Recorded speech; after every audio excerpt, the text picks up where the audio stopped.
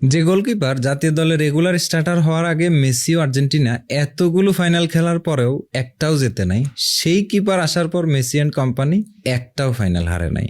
এমনকি Emi Martinez তার senior ক্যারিয়ারে খেলা একটা ফাইনালও এখন পর্যন্ত হারে নাই, অ্যান্ড লাইমলাইটে আসার পর থেকে কোনো পেনাল্টি শুট আউটও হারে নাই। অথচ মেসি এই পেনাল্টি শুট আউট নামক বাধায় এর আগে 2টা ফাইনাল হারছিল। আর তাই আমি সবসময় বলি, মেসির ন্যাশনাল ক্যারিয়ারের এক্স ফ্যাক্টর ও লাকি চার্ম হচ্ছে এই দিবু মার্টিনেজ। কাতার বিশ্বকাপের আগে পরে যখনই কোনো জার্নালিস্ট মেসিকে জিজ্ঞেস করছে আপনার দৃষ্টিতে সেরা গোলকিপারকে, মেসি বিনা দ্বিধায় উত্তর দিয়েছে Dibu Martinez. He is a beast. আর ভাই, মেসি কিন্তু এমনি এমনি কারো এত বেশি প্রশংসা করে না।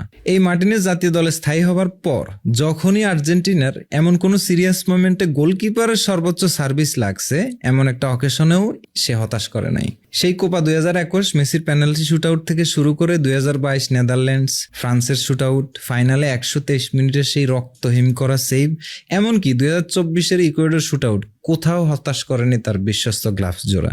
এই মার্টিনেজ যখন বিশ্বকাপের আগে বলেছিল মেসিকে একটা বিশ্বকাপ উপহার দেওয়ার জন্য আমি আমার জীবন দেয়া লাগে, তাতেও আমি প্রস্তুত, অনেকে হেসে উড়িয়ে দিলেও কথা রেখেছে Martinez.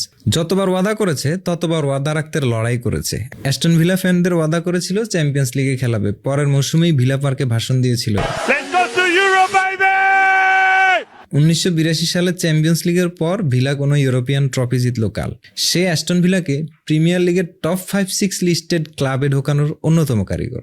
Underrated, but he is a man of word. এবারও আর্জেন্টিনার ব্যাপারে কথা দিয়েছে আর বলেছে let them doubt us again. কথা দিলে এই পাগল কিন্তু সেই কথা রাখতে জানবাজি লাগায়। আমি সব সময় বলে এসেছি আর্জেন্টিনায় মেসির লাকি চার্ম আনলক করার 3টা লাকি চার্ম আছে। 1 Emi Martinez, 2 Cristian Romero, 3 Julian Alvarez. এবারের বিশ্বকাপে মেসির স্টার্টিং 11-এ এরাই থাকবে। So Argentina still favourite.